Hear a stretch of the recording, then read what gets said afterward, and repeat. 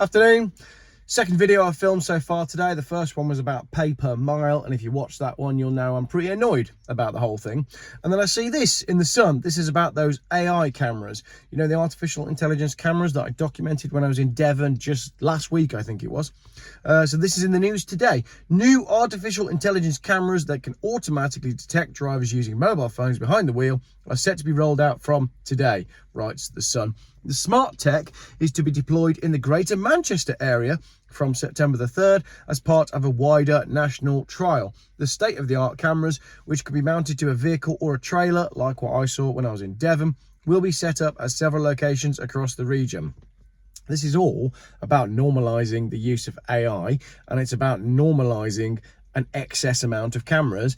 It's also about normalising monitoring everything that you do when you're in the car forever. Okay, it's quite important that we realise that this isn't just about safety.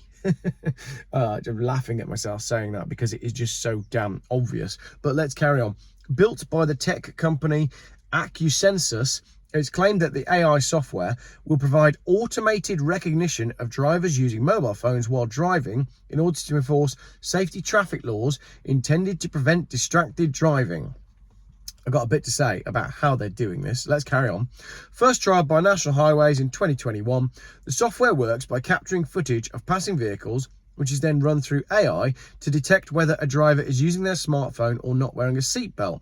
Two precise photos are taken, one at an angle that captures whether or not the driver has a phone to their ear and if the seatbelt is being worn, and then a second taken from a deeper angle which can capture if a driver is messaging on their device. They are looking at you over here and then at you when you're down here. Okay, so they're looking directly into your car. I have seen some people say that this is a contravention of, I don't know if it's human rights or privacy laws, but it certainly doesn't seem right to me. What is important though is every single car that passes the camera gets taken a photo of. All right, so it's not like a speed camera which only triggers when you go over a certain speed.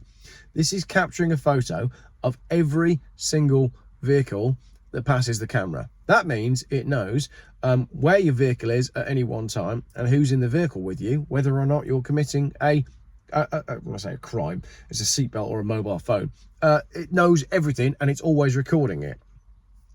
The tech isn't completely dominated by AI, as the footage is then examined by a human to confirm if the software has indeed picked up an offence being committed. It's only after the human check the driver is issued with a penalty charge notice. So, as I said, every single car going through gets their picture taken. The AI system then scans that to look for seatbelt or mobile phone offences, and then a human has the final sign-off. But as I said, that means every single vehicle, every single person, every single face, every single child that is in the front seat is being documented by this software.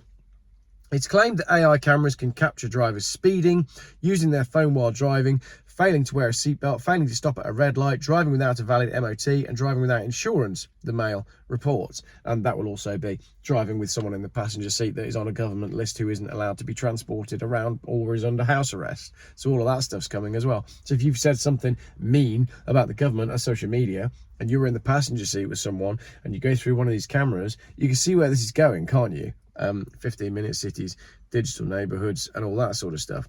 Accusensus claims that any images captured that don't show an offence or are incorrect will be deleted immediately from their archives. Do we believe that, ladies and gentlemen? The innovative device will also be used by Safer Roads Greater Manchester as part of their survey to find out how many drivers break the law. This could be then used to determine future road safety campaigns relating to mobile phone usage and seatbelts. I wonder what there were more of in 2023 and 24, right? People dying on the road or people getting stabbed. We all know the answer, don't we? We know what the problem is. The problem isn't the roads, the problem is the stabbings. The problem isn't the highways. The problem is the fact that our cities are being diluted, shall we say, and the dilution is quite toxic and our cities are getting more and more dangerous. So none of this is about public safety, is it, as we are being told? Peter Bolton, TfGM's network director for highways, said, in Greater Manchester, we know that distractions and not wearing seatbelts are key factors in a number of road traffic collisions on our roads, which have resulted in people being killed or seriously injured. By utilising this state-of-the-art technology provided by AccuSensus, we hope to gain a better understanding of how many drivers break the law in this way, whilst also helping to reduce these dangerous driving practices and make our roads safer for everyone.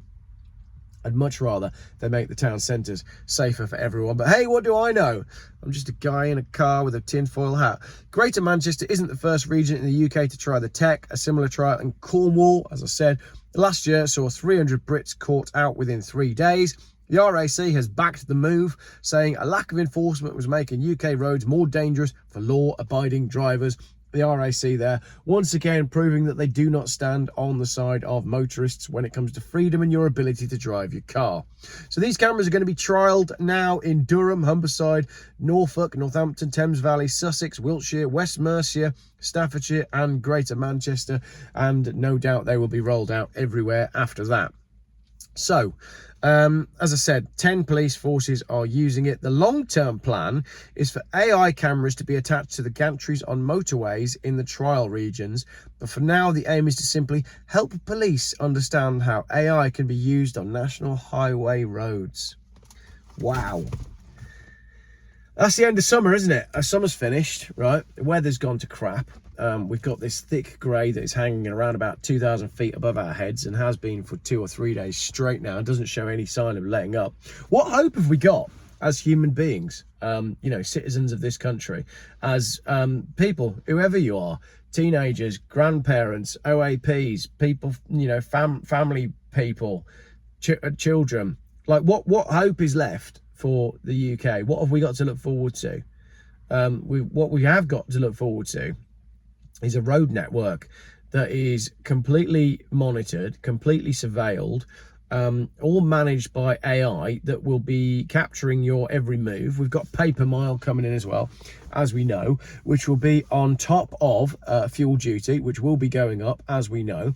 And then you've got road tax, which will be going up, as we know. So we are being priced out of our own lives, and we are being surveilled out of our own freedom. What's next? Seriously, what's left after that? When it costs too much to go and do anything and you're not allowed to do it anyway because you're going to get caught by a camera. What kind of future is being created for us here? And they know it. The Labour government that are in charge, they know it. Every other day we get a new announcement. Oh, Angela Rayner says this, Rachel Reeves says that, Keir Starmer says that. Keir Starmer's now stopped his public appearances because he is so unpopular as a Prime Minister. I mean, we knew that they were going to destroy the country, but I didn't know it was going to happen this fast. So what's England all about anymore? Is it just a penal colony? Is it a place where freedom-loving people can only love freedom in the safety of their own home? And even that's getting challenged now anyway. So where do we go from here? I don't